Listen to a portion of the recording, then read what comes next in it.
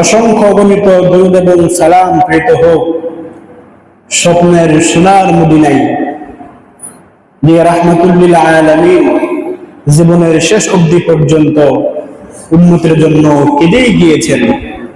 তার শানে সকলেই একসাথে একবার দুরূদ পাঠ করি, বলি সাল্লাল্লাহু আলাইহি ওয়াসাল্লাম। সম্মানিত হাজিরিন, আমরা ধারাবাহিক আলোচনা শুনতেছিলাম।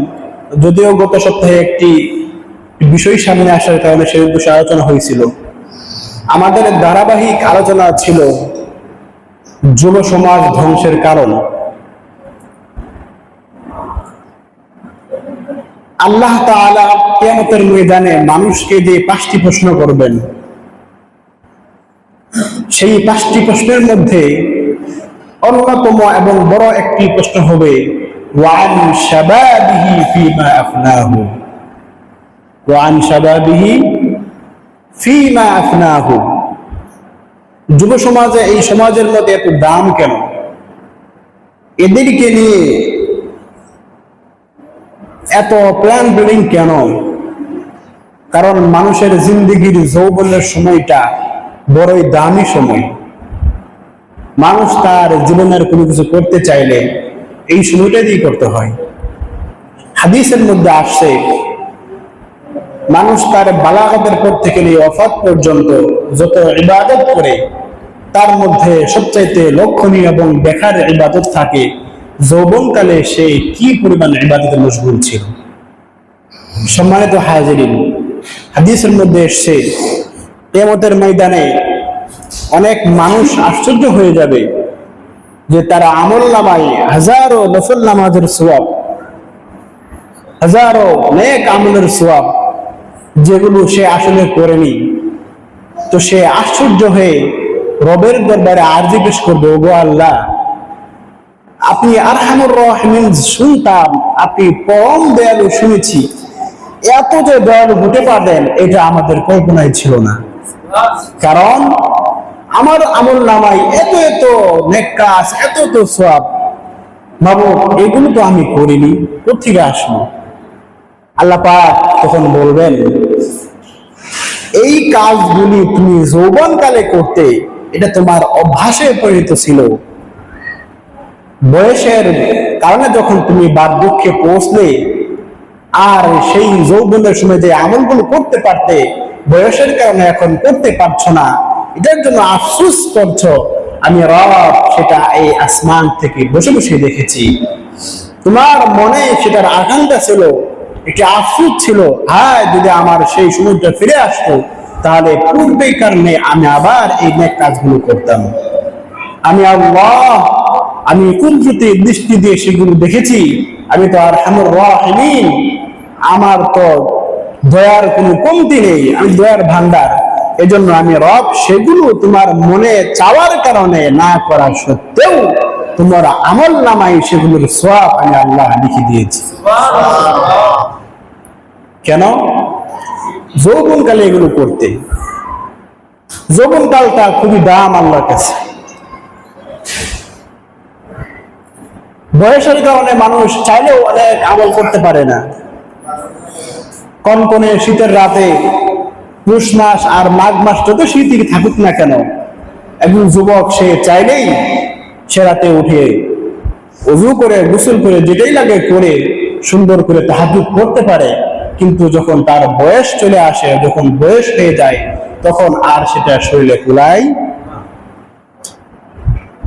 এই জন্য আল্লাহ তাআলা মানুষকে যে কটি প্রশ্ন করবেন, অন্যতম একটি প্রশ্ন থাকবে ওয়ান শাবাবিহি ফীমা আফনাহু, তোমাকে আমি আল্লাহ যে যৌবন কাল দান করেছিলাম, সেই যৌবনটা তুমি তোমার কোন পথে ব্যয় করেছো।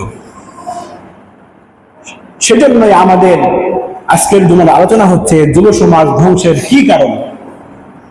অন্যতম একটি কারণ গত জুমার আগের জুমায় বলা হয়েছিল অসৎ সঙ্গ। আজকের যুব সমাজ সঙ্গ দোষে তারা ধ্বংস হয়ে যাচ্ছে। একজন যুবকের সম্পর্ক, তার উঠা বসা, তার চলাফেরা যদি একজন সৎ লোকের সাথে থাকে, তাহলে আস্তে আস্তে সে নিজে সৎ না হলেও তার ভিতরে সেই গুণগুলো আল্লাহ তাআলা আস্তে আস্তে দিয়ে দেন। কবি বলেন, উহিব্বুস সালিহিনা ওয়া লাস্তু বিনহুম লাআল্লাল্লাহা ইয়ারযুকুনি সালাহা। এক আল্লাহর ওলি, তিনি অনেক বড় আল্লাহর ওলি। তিনি শেষ রাতে তাহাজ্জুদে উঠে সিজদায় গিয়ে আল্লাহর কাছে কাঁদতে কাঁদতে বেহুশ হয়ে যাচ্ছেন আর বলছেন, উহিব্বুস সালিহিনা ওয়া লাস্তু মিনহুম। ওগো আল্লাহ, তোমার এই জমিনের মধ্যে আমার মতো না খাস্তা না গান্দা গুনাহগার পাপী আর দুনিয়াতে নাই। আল্লাহ, আমার পাপের দিকে তাকালে আমার কোনো মুক্তির পথ আমি পাই না, কিন্তু তোমার ওলিদেরকে আমি মহাব্বত করি। যদিও আমি তোমার ওলি নয়, হতে পারে লাআল্লাল্লাহা ইয়ারযুকুনি সালাহা। আমার আশা, ওলিদেরকে মহাব্বত করার কারণে যদি এদের জামার পিছনে ধরে ধরে আমি এদের কাতারে কিয়ামতের ময়দানে উপস্থিত হতে পারি। সম্মানিত হাজিরিন, এজন্য অন্যতম একটি কারণ হলো আজকের যুব সমাজ, যারা নেককার, যারা পরহেজগার, যারা সতী, এদের সাথে যুব সমাজের কিনা সম্পর্ক নাই। এই যুব সমাজকে ঠিক করতে হলে 1 নম্বরে তাদের সঙ্গটাকে ঠিক করতে হবে, ঠিক কিনা? সম্মানিত হাজিরিন, যুব সমাজ ধ্বংসের আরেকটি কারণ হচ্ছে, যেটা বর্তমানে বেশি চলছে, সেটা হচ্ছে আজকের যুব সমাজ তারা মদ এবং জুয়ার সাথে ব্যাপকভাবে তারা জড়িয়ে পড়ছে। সম্মানিত হাজিরিন, ইন্নামাল খামরু ওয়াল মাইসিরু ওয়াল আনসাব, আল্লাহ তাআলা কোরআনের মধ্যে যেই কয়টা জিনিসকে নাম উল্লেখ করে করে হারাম নিজে বলেছেন, আল্লাহ পাক হারাম বলেই দিয়েছেন যে কয়টা জিনিস, তার মধ্যে অন্যতম একটি হচ্ছে জুয়া খেলা। হাদিসের মধ্যে আসছে, এমনকি শিশুরাও তাদের খেলার মধ্যে যে হার জিতের খেলাগুলো খেলে, হেরে গেলে মন নষ্ট হয়ে যায়, পরস্পরে ঝগড়া বিবাদে লিপ্ত হয়, ওই খেলাগুলো পর্যন্ত জুয়ার অন্তর্ভুক্ত। জুয়াকে এত মারাত্মকভাবে হাদিসে উল্লেখ করা হয়েছে। এই জুয়ার নেশাই পড়ে মানুষ তাদের সব ধ্বংস করে দিচ্ছে। কে নিজের মা, আপনারা দেখতে পাচ্ছেন অনলাইনের সুযোগে মানুষ এই জুয়ার টাকার জন্য নিজের বাবাকে হত্যা করে দিচ্ছে। জনম দুঃখিনী মা, যার উসিলাই আল্লাহ তাআলা তাকে দুনিয়ায় পাঠিয়েছেন জুয়ার টাকার জন্য, উনার উপর যখন জুলুম করে পেরে উঠছেন না, তাকে হত্যা করে তার স্বর্ণ অলংকার গুলো পর্যন্ত বাজারে বিক্রি করে সেগুলো দিয়ে তারা জয় লিপ্ত হচ্ছে। আজকের যুব সমাজ জুয়া এবং নেশার টাকা জোগাড় করার জন্য রাতের আধারে রাস্তায় দাঁড়িয়ে দাঁড়িয়ে মানুষকে অনৈতিকভাবে খুন করছে, ছিনতাই করছে আর ডাকাতি করছে। সম্মানিত হাজিরিন, এই জন্য এই যুব সমাজকে যদি বাঁচাতে চাইলে তাদেরকে এই পথ থেকে টেনে নিয়ে আসতে হবে। সম্মানিত হাজিরিন, এই যুব সমাজকে ঠিক করার কি তরিকা, এদেরকে কিভাবে ঠিক করব আমরা? কোরআন এবং হাদিসের মধ্যে দৃষ্টিপাত করলে, লক্ষ্য করলে সেখানে দেখা যায় কয়েকটি তরিকা হতে পারে। 1 নম্বর তরিকা হচ্ছে এদের ভিতরে আল্লাহর ভীতি সঞ্চার করা। কি করা? আল্লাহর ভীতি সঞ্চার করা, আল্লাহর ভীতি তৈরি করে দেওয়া। আল্লাহর ভয় যদি ভিতরে থাকে, তখন মানুষের দ্বারা আসলেই কোনো কাজ, কোনো পাপ করা সম্ভব। সম্মানিত হাজিরিন, হাদিসের মধ্যে বনী ইসরাইলের একটি ঘটনা নবী সাল্লাল্লাহু আলাইহি ওয়াসাল্লাম বয়ান করেন। 3 যুবক ছিলেন। আমাদের যুবকেরা দেখবেন এই ফেব্রুয়ারি মাস আসলে, ডিসেম্বর মাস আসলে তারা ব্যান্ড পার্টি দিয়ে ট্রাক ভাড়া করে উপরে সামিয়ানা টানিয়ে এই ডিস্কো গান শুনে শুনে তারা পিকনিকে যায় কিনা? কক্সবাজার যায়, বিভিন্ন পাহাড়ে যায়, ঘুরতে যায়, ট্যুরে যায়। বনী ইসরাইলের 3 যুবক তারা মনস্থ করলেন, তারা এই নাতিশীতোষ্ণ সময়ে তারা সফর করবেন, একটু পৃথিবীটাকে ঘুরে দেখবেন। হাদিসের মধ্যে আসছে 3 যুবক রওনা হয়ে গেলেন। 3 যুবক রওনা হয়ে গেলেন। সারাদিন সফর করতে করতে যখন সন্ধ্যার সময় ঘুরে আসলো, অন্ধকার হয়ে গেল। সারা পৃথিবী যখন আলোহীন হয়ে গেল, সেদিন রাতের আকাশেও চাঁদটা উদিত হয় নাই। কিছুক্ষণের মধ্যে পুরা পৃথিবী ঘন কুয়াশায়, ঘন আঁধারে পরিণত হয়ে গেল। হাদিসের মধ্যে লেখছে, অল্প সময়ের মধ্যে অনেক ঝঞ্ঝাবায়ু তৈরি হয়ে গেল, বাতাস চলতে লাগলো। বাতাস চলতে চলতে আস্তে আস্তে যখন পুরো আকাশ ঢেকে দিল, তারা চিন্তা করতে লাগলেন এখন বুঝি বৃষ্টি নেমে পড়বে। যেই জঙ্গলের মধ্যে আমরা আছি এখানে যদি থাকি, আমাদেরকে এই ঠান্ডা বাতাসের সাথে বৃষ্টির পানিতে আমাদেরকে ঠান্ডা লাগিয়ে ফেলবে। অতএব আমাদেরকে কোন জায়গায় আশ্রয় গ্রহণ করতে হবে। এভাবে খোলা আকাশের নিচে থাকা যাবে না। থাকলে বৃষ্টির পানিতে বা এই ঠান্ডা বাতাসে আমাদেরকে ঠান্ডা লেগে যাবে, আমরা সুস্থ শরীর নিয়ে আর ঘুরতে পারবো না। অতএব আমাদেরকে একটা জায়গায় আশ্রয় গ্রহণ করতে হবে। যুবক তিনজন জায়গা খুঁজতে খুঁজতে তারা যখন কোনো জায়গা খুঁজে পেল না, হঠাৎ তাকিয়ে দেখে একটি বড় গুহা দেখা যায়, বড় গর্ত দেখা যায়। ভাবতে লাগলেন হয়তো ভাই গুহার মধ্যে গিয়ে আশ্রয় নিলে, সেখানে কিঞ্চিত পরিমাণ সময় অপেক্ষা করলে যখন বৃষ্টি থেমে যাবে আমরা সেখান থেকে বেরিয়ে চলে যাবনি। পরামর্শ ক্রমে তিনজন গিয়ে সেই গুহায় আশ্রয় গ্রহণ করলেন।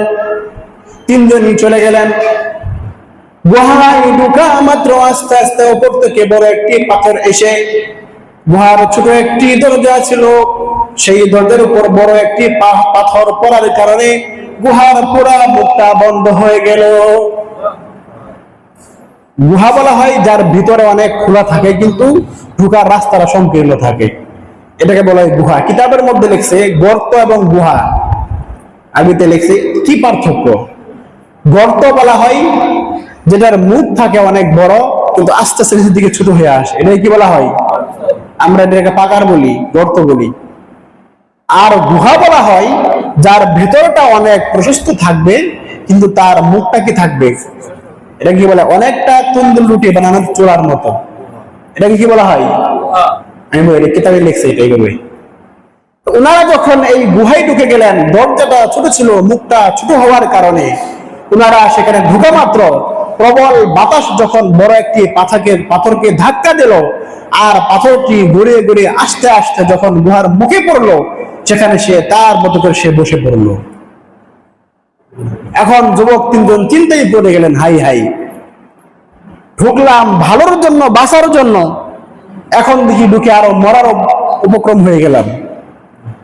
এখন তারা তিনজন লম্বা সময় নিয়ে সেটাকে ধাক্কা দিলেন, কিন্তু কাজের কাজ কিছুই হলো না।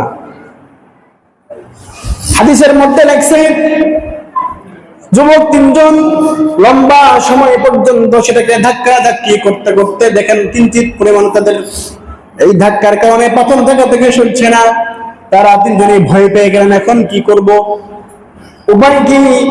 তারা তিনজন ওই ধর্মে, তারা যেই ধর্মের লোক ছিলেন সেই ধর্মের নবীকে স্মরণ করলেন, তার ওসিলা দিয়ে আল্লাহর কাছে দোয়া করলেন, ওগো আল্লাহ,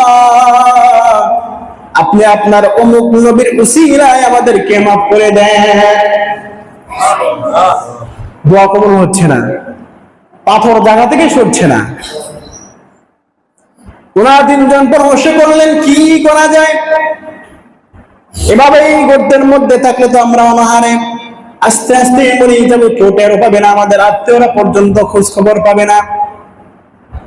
এখন যুবক তিনজন মিলে পরামর্শ করলেন, চলো একটা কাজ করি, আমরা প্রত্যেকেই জিন্দেগিতে কে কি আমলটা করেছি একমাত্র আল্লাহকে রাজি এবং খুশি করার জন্য, এমন এক একটা আমলকে উসিলা করে দোয়া করব যে আমলটা কেবলমাত্র আল্লাহকেই রাজি করার জন্য করেছে, আর কারোর জন্য করি নাই। লম্বা হাদিস, যেই পরামর্শ সেই কাজ। এক যুবক দাঁড়িয়ে গেলেন, ওগো আল্লাহ, আমি আমার জিন্দেগিতে কোনোদিন কোনো হারাম উপার্জন করি নাই, সবসময় হালাল উপার্জন করতাম। আমার উপার্জনের একটি মাধ্যম যেই দিন মজুরির কাজ ছিল, আমার একটা জীবনের অভ্যাস ছিল, দিন মজুরির কাজ সেরে এসে প্রতিদিন যখন বাসায় আসতাম, বাসায় আসার পরে নিজের হাতে আমার ছাগলকে দহন করে সেই দুধটাকে আমার স্ত্রী এবং সন্তানকে না দিয়ে আমার মা বাবাকে আগে পান করাতাম, তারপরে আমার স্ত্রী সন্তানকে পান করাতাম। সেইভাবে একদিন যখন আমার কাজ থেকে ফিরতে রাত হয়ে গেল, গভীর রাত হয়ে যাওয়ার কারণে মা বাবা সহ স্ত্রী সন্তান সকলেই ঘুমিয়ে পড়লেন। আমি এসে যখন দেখলাম সকলে ঘুমন্ত, আমি আমার নিজের হাতে আমার ছাগলটাকে দহন করালাম। ছাগলটাকে দহন করে দুধটা নিয়ে যখন মার দরবারে গিয়ে দেখলাম মা ঘুমিয়ে আছে, চিন্তা করলাম এখন যদি মাকে দুধ পান করার জন্য ডাকি মা বড় কষ্ট পাবে। এজন্য আমি না ডেকে সারা পর্যন্ত তার মাথার পাশে দাঁড়িয়ে থেকেছি। শেষ রজনীতে যখন মার ঘুম ভাগে, মা দাঁড়িয়ে দেখেন আমার হাতে দুধ নিয়ে আমি দাঁড়িয়ে আছি। সব কথা বাদ দিলাম, কমাস কম ওই রাতের এই আমলটা যদি আমি আপনার জন্য করে থাকি, আল্লাহ আমার সেই আমলটাকে উসিলা করে কবুল করে আমাদের আজকের এই বিপদ থেকে আমাদেরকে নাজাত দেন। হাদিসের মধ্যে লেখছে, যুবক যখন এই দোয়া করলেন, পাথরটা অল্প একটু সরে গেল। তবে এত বেশি সরে নাই যে মানুষ বের হতে পারবে। সামান্য পাথরটা একটু গড়ান দিয়ে একটু সরলো, আকাশের কিছু আলো দেখা যাচ্ছে। দ্বিতীয় যুবক দোয়া করতে লাগলেন, আমার বড় সুন্দরী একটি চাচাতো বোন ছিল, আমার মনের খুব খায়েশ ছিল তার সাথে অনৈতিক কাজে লিপ্ত হওয়া। তাকে বহুবার প্রস্তাব করলেও সে রাজি হয় নাই, সে আপনাকে ভয় করত। আপনার ভয়ে সে কোনোদিন রাজি হয় নাই। কিন্তু ঘটনাক্রমে একদিন তার মা বাবা অনেক বড় অসুস্থ হয়ে পড়ে। তাদের চিকিৎসার জন্য যখন বহু টাকার প্রয়োজন পড়ে, সে আস্তে আস্তে কোনো উপায় না পেয়ে যখন আমার কাছে আসে, আমি বলি তোমাকে যা লাগবে সব দিব, একটা শর্ত আছে যেটা তোমার কাছে আমি চাই। বাবু আমার এই বোন কোন উপায়ন্ত না পেয়ে তিনি আমার প্রস্তাবে রাজি হয়ে যায়। আমি আমার সেই টাকা নিয়ে যখন তার কাছে গেলাম, আমি আমার মনের বাসনা পূরণ করার জন্য যখন তার দূরে এনে বসলাম, সেই মুহূর্তে আমার বোন দুচোখের পানি ছেড়ে দিয়ে বললেন, আমার মা বাবার খেদমত করার জন্য আমি কোনো উপায় না পেয়ে এই হারামটা আমি বেছে নিয়েছি। আল্লাহ আপনি এই যুবকের মনে আপনি রহম করুন, সে যেন এই গুনাহের কাছ থেকে বিরত থাকে।